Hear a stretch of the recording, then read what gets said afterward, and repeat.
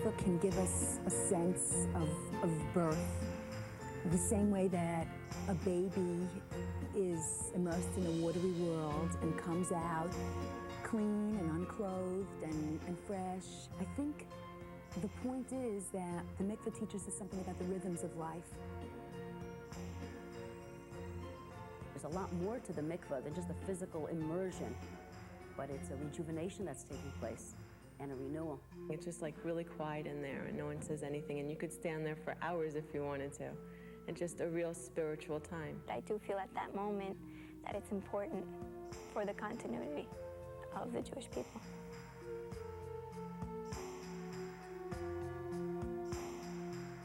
Water is the remarkable building block upon which all of life is built. It sustains every living thing and shapes the world as we know it. Certain waters contain a hidden spiritual force that is so powerful, the Bible says it can realign, fortify, and elevate the essence of the human being who immerses in it. For more than 3,000 years, Jews have collected this special water and sheltered it in a special pool called the mikvah. Much of today's demand for modern mikvahs has been created by people who, up until a few years ago, were unaware of what the mikvah was all about. Few understood how the practice known as family purity, which centers around the natural biological cycles and the mikvah itself, could bring a new dimension to marriage, a couple's sex life, and even personal connections to spirituality in the 20th century. Even fewer understood the celestial concepts behind the mikvah. The Torah identifies immersion in the mikvah as a God-given commandment of the highest order. It's a law which is not limited to rational understanding. It addresses the soul, the subconscious, and the powerful inner dimensions of the human. The bottom line is that above all else, the mikvah is a spiritual institution. Experts on the American and world Jewish community say more and more young married couples are trying the mikvah for the first time and coming back for more. In addition to immersing in the water, this means they abstain from having a physical relationship with their spouse for about 2 weeks out of the month. Here's how the structure found in the laws of the mikvah works. According to the great mystics, a woman totally in tune with her natural cycles is a woman who understands the secrets of her own spirituality. Her monthly cycle is divided into 2 parts. Unknown to most people, the menstrual cycle itself determines the planning of a visit to the mikvah. The timing involved has a direct effect on the couple's relationship. Once menstruation has started, an interval of approximately 2 weeks begins. It lasts for the duration of the period, and after the flow has stopped, extends for 7 additional days. During this interval, husband and wife do not engage in sexual intimacy. This 2-week span ushers in a unique time where personal space is created for both partners. At first, many people find this concept to be very extreme, even though most say they understand the need for abstaining from sex while a woman is menstruating. Interestingly, the separation is said to bring out the best in both partners. Couples practicing mikvah, for example, have a stunningly low divorce rate, under 2%, according to a Brandeis University study. This compares to higher than 50% for the average Jewish couple. Not touching brings a new dimension to the relationship.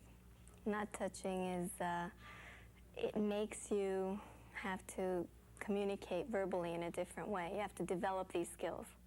And it's not like everything will be okay by a touch on the hand or a kiss on the cheek. If something's going on, you have to deal with it in another way, by talking. The benefits are so profound. I mean, from a purely physical perspective. Imagine for a 2-week period, there's very little. I should say there is no, it's non-existent physical interaction between husband and wife. And then after the mikvah process, after the woman has immersed in the mikvah, they can physically interact, and then there's magic in the relationship. There are so many young women today who are looking forward to having a system within Jewishness that gives them a relationship with their husbands that they've always looked for. They always wanted to have a relationship where it wouldn't just be a sexual relationship, it wouldn't just be a physical relationship. And here, within the confines of their own system, of their own way of life, of Jewishness, it offers it to them in a very manageable way. 2 weeks a month, you have to relate on another level. And the whole act takes on a different perspective. When I first heard about the mikvah, it was many, many years ago, and I would say, how could somebody do that? It sounds so off the wall. How can people live so separate and things like that? And when I came to the conclusion that I was going to do it, and I started living that way, it was like I couldn't believe that it was really like it wasn't like a horrible thing. As a matter of fact, it was much better. Rabbis say the 3,000-year-old mikvah system for Jewish marriage is enjoying a resurgence for a simple reason. It works. With so many women going, many for the first time, the obvious question becomes why. One answer is that in this generation where divorce, extramarital affairs, and family problems are so commonplace, the mikvah has actually been found to keep couples happily together. Another benefit, according to Jewish law, is that the process itself helps elevate the spirituality of the woman, preparing her to receive the soul of a child. You have women from every walk of Jewish life. You have women who come in jeans or in the summer in shorts. It's not only women who dress the way, a traditional Jewish woman is expected, so to speak, to dress. You find certainly women who are in the top professions. Many marriages go stale, and they go stale fast. It no longer takes 10 years for a husband or a wife to say, I'm bored with my partner. I hear it all the time. When a couple cannot have any of that physical interaction for 2 weeks and do this because there's a higher order in this universe that says that this is the right way to live, then, again, if they have spent those 2 weeks in a quality manner, they're going to have a very good relationship. The reason for the couple's temporary separation is not based on personal hygiene or the following of ancient customs. It is important to point out that the mikvah was not established to cleanse a woman after menstruation. This is a misconception. Any woman who practices mikvah knows this. It's somewhat of a semantic tragedy that we've associated mikvah with cleanliness, and therefore, since we have modern plumbing, it follows logically, why do we need a mikvah? But it's all based upon a mistake. And the real reason for mikvah is far beyond that of cleanliness.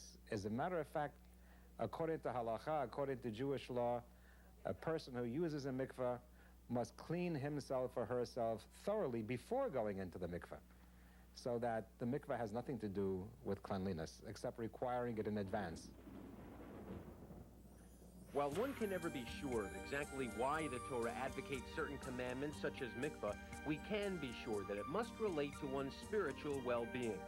Keeping this in mind, one of the best explanations for the separation is shown here through this extraordinary film footage captured with a tiny camera inserted into the woman's body.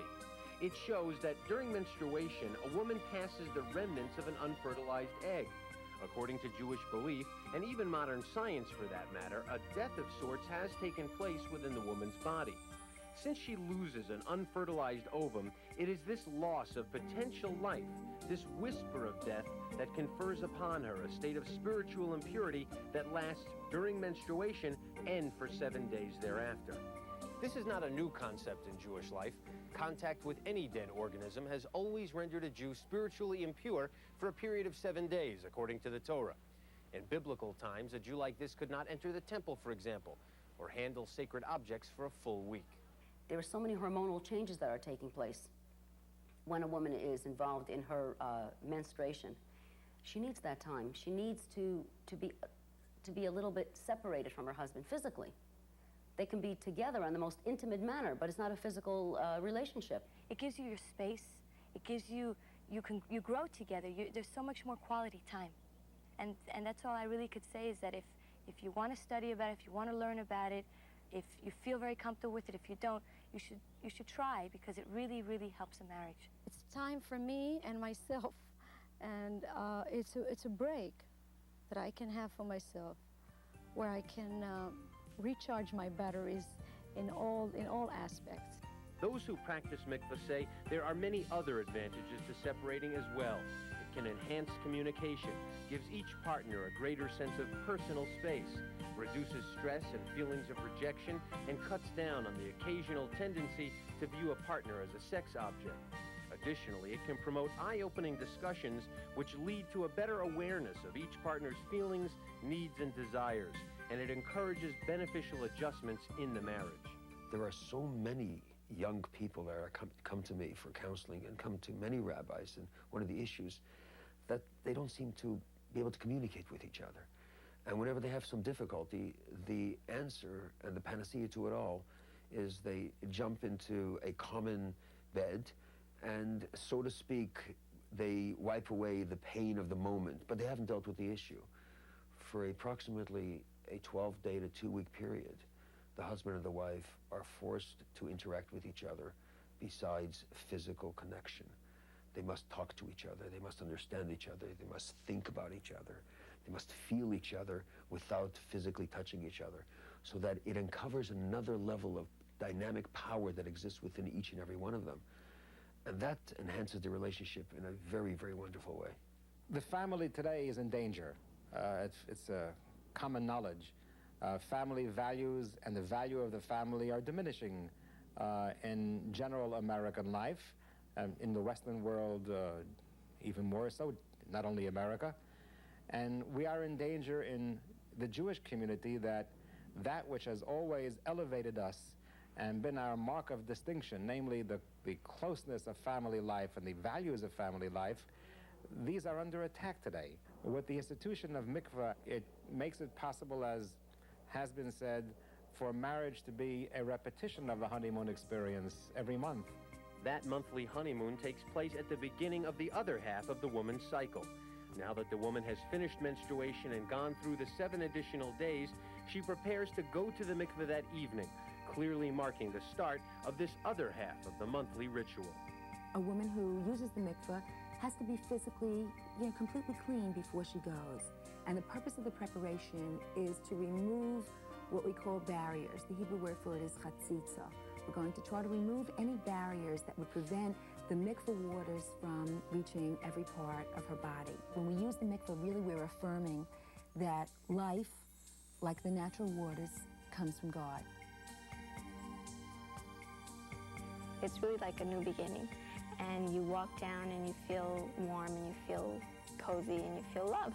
I find that time is very refreshing, very rewarding. I'm able to really deal with myself as a human being. I have time to explore what my needs are, and it gives me a rejuvenation so that when I am together with my husband, I'm there as an independent human being. A Jewish woman goes to the mikveh for the first time as a bride, a day or two before her wedding.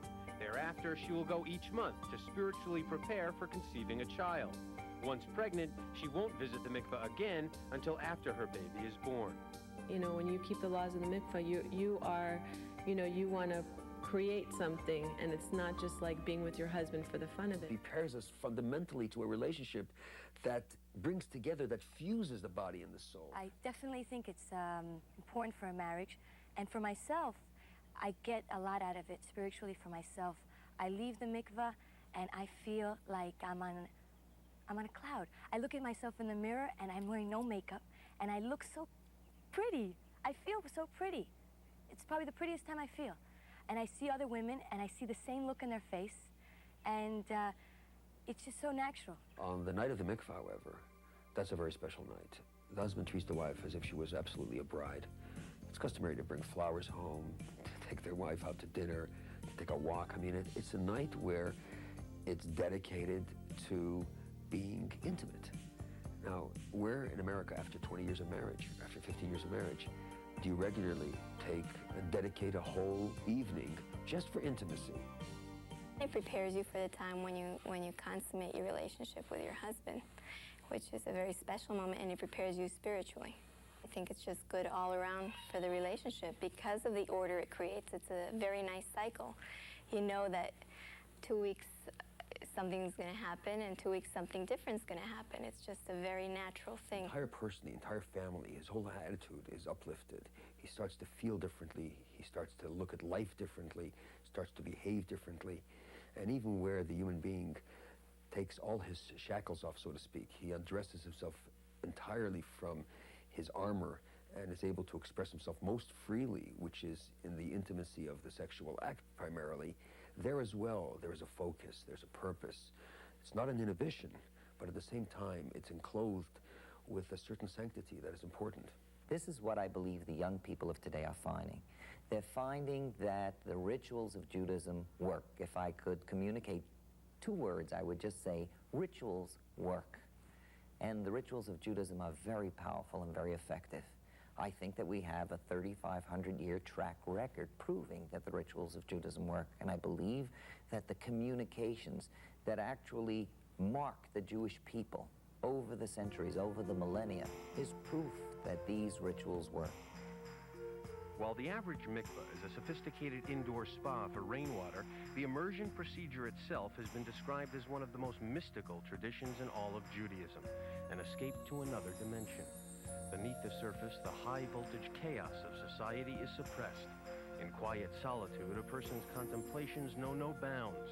Reflection, spiritual insight, prayer, attainment of even the loftiest spiritual goal seems possible.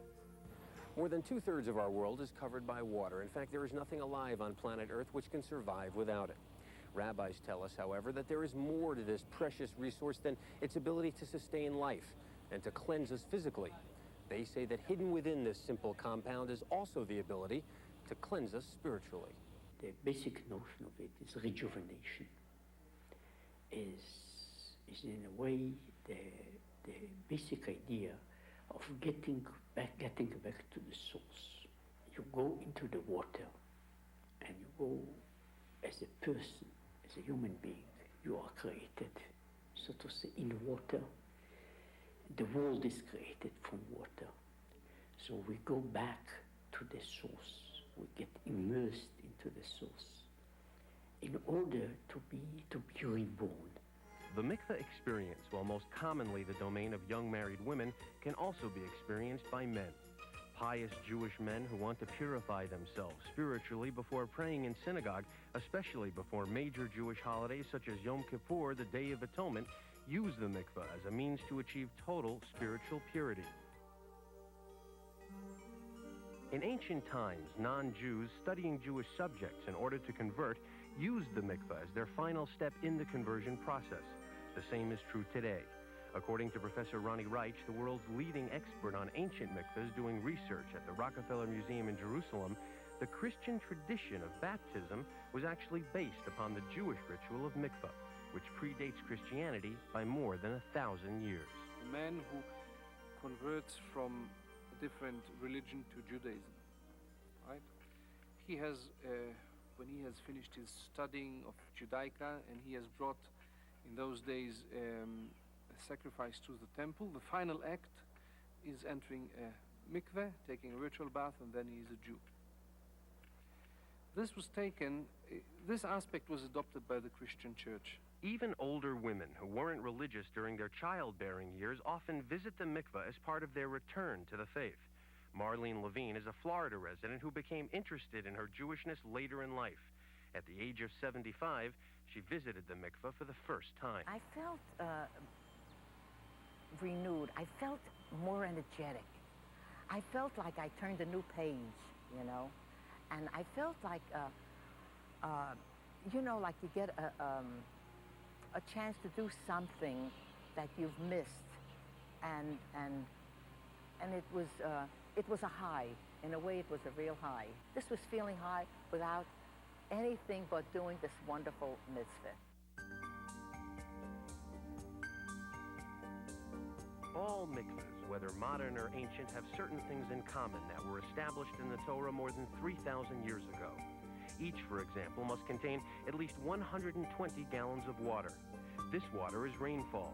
It was accumulated in a receptacle on the roof and is being transferred indoors through special channels. While most mikvahs use collected rain for convenience, all utilize water from a flowing source that has never been dormant. Any active body of water, such as a nearby river or stream, will do. This special water is actually kept separate from the immersion pool itself in an underground reservoir beneath the plunge bath. Through a small outlet, it always remains in contact with the sanitized, heated tap water used to fill the mikvah's main pool. Today's mikvahs are very modern places. They don't at all resemble the old bathhouses of Eastern Europe. In fact, many facilities, like this one in Passaic, New Jersey, has more features than a modern spa. For example, if you need something here, all you do is pick up a 10-line intercom and call an attendant. Everything works on time clocks. Everything is clean. The mikvah is cleaned daily. The water is chlorinated. Most people don't have these facilities even in their own homes, the facilities that we provide them. So we've really gone to change the stereotype and bring the mikvah into the 1990s. Until the early 1970s, this large, cavernous, ancient mikveh was all but forgotten by time itself. 2,000 years ago, when Titus destroyed the Second Temple, it was buried in a fiery avalanche of timber and hot Jerusalem stone. Archaeologists say that this particular kind of mikveh was never used by women. It was reserved instead for use by the holy Jewish priests, known as the Kohanim. They would walk down these steps, immerse in the purified rainwater below, and then they would ascend, heading for the morning prayer services located on the Temple Mount itself, which was just a few hundred meters from here. Ancient mikvahs can be found throughout Israel, but these located at the Herodian Quarter Museum in Jerusalem are the best preserved examples in the world.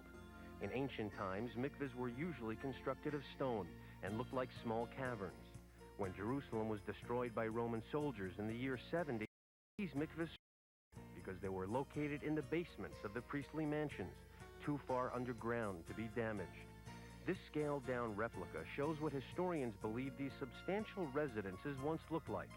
Every single one of them had its own mikvah. It's important to note that ceremonial pools were not limited to use by Jewish priests and their wives. Their remnants can still be found from one end of Israel to the other.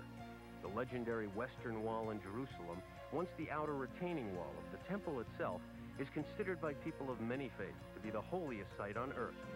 Just a stone's throw from here, a number of ancient mikvahs can still be found. Before entering the temple, most visitors first immersed in a mikvah like this one. An actual ordinance in Jewish law, the immersion assured the temple's guardians of a person's spiritual purity, thus helping to shield the holy site from defilement. In pre-Holocaust Europe, virtually every Jewish community had an adequate mikvah to serve its residents. Built to accommodate a number of women at the same time, they resembled bathhouses, unlike today's far more elegant facilities that cater to the privacy of the individual. Many young Jewish women today wrongly associate the worst mikvahs of Europe with today's state-of-the-art facilities. As a result, the vast majority have never even set eyes on a modern mikvah. This simple but elegant waiting room at the mikvah in Melbourne, Australia, gives a nice touch, a warm, cozy feeling to this particular mikvah, but it's just another example of the fact that mikvahs throughout the world are different. Each is unique and can be as creative as the people who design them. In Bal Harbour, Florida, an affluent community with a high percentage of young residents, a new $8 million synagogue complex is becoming a reality. This is a gorgeous ceiling. See, that's the shape of the ceiling. It's And what are you using, like nice tiles? And tile all over. At the heart of the plans are two luxurious contemporary mikvahs built for the needs of a sophisticated and growing community. Though they will be elaborate, even lavish when completed, the private facilities being built here are indicative of the greater Jewish community's growing demand for new mikvah facilities. Though springs, rivers, and oceans are natural mikvahs, few women can utilize them because immersion at night is hazardous for obvious reasons. These natural sources also offer little in the way of privacy. In Russia, valiant women went to incredible extremes in order to carry on this venerable tradition. In fact, Jewish history is filled with the heroic struggles of those committed to preserving the time-honored biblical commandment of mikvah, an all-out effort that on a larger scale represents the eternal human struggle to preserve the continuity of religion itself. I'm connecting myself to thousands of years of Jewish women going to the mikvah. When you go to Masada or you visit any of the holy places in Israel, Jews went to the mikvah in the line of fire. Women in Russia carved out ice in the rivers and went in freezing weather into a freezing body of water before they would have anything to do with their husband, before they had any intimacy. So it's a bond, and it's a connection, a very powerful one, with all the women of Jewish history. 2,000 years ago, the mountain fortress of Masada was the last Jewish stronghold to defy Roman conquest. During the bloody reign of the Roman Emperor Vespasian, it finally fell in the year 73 AD. Located on the western shore of the Dead Sea, about 70 kilometers from Jerusalem, a small contingent of Jews successfully defended their camp from Roman attack for a period of 3 years. Massively outnumbered, outgunned, and constantly under military pressure, the Jews who took refuge at Masada actually found the time to carve mikvahs out of the mountain's rock surfaces, dramatically indicating their importance. The incredible courage of the Jewish men and women of Masada is legendary. In the heat of battle, fighting to defend themselves against the most mighty military force on the face of the earth, you would think that these Jews in particular would have a very good reason for neglecting the spiritual institution of mikvah. But that wasn't the case. In fact, it was rituals just like this and other institutions of Jewishness, these mitzvahs of the Torah, that they were willing to die defending. When you see the mikvahs in Masada, with people that hardly had the water to drink, and still had a mikveh there, it means that the need for purity was much bigger. In our times, the need is not less, perhaps it's more, but the knowledge of it is less. Mikvahs are so central to Jewish life, they actually take precedence over the construction of a synagogue according to Jewish law. Though a majority of Jews today have lost touch with this historical reality, every Jewish community once made the building and maintenance of mikvahs a priority. In religious communities, it's a tradition that is still passed down from generation to generation with special fondness, a sacred chain of continuity that has never been broken. As a new generation of motivated young Jews rediscover the mikvah and its traditions, they continue to spark an ongoing renaissance of knowledge, awareness, and understanding. Those who now use it say they are effectively bridging the gap between themselves and the legendary forerunners of Judaism, people like Abraham and Sarah, Moses and Zipporah, while at the same time preserving an eternal legacy of family purity and sanctification for future generations. Rabbis tell us this trend will help assure that the Jewish institution of marriage is strengthened in the years ahead. A spiritual bond is also created between the sophisticated Jewish woman of today and her counterpart, the great Jewish woman of history. Women who knew then and know now that still waters run deep.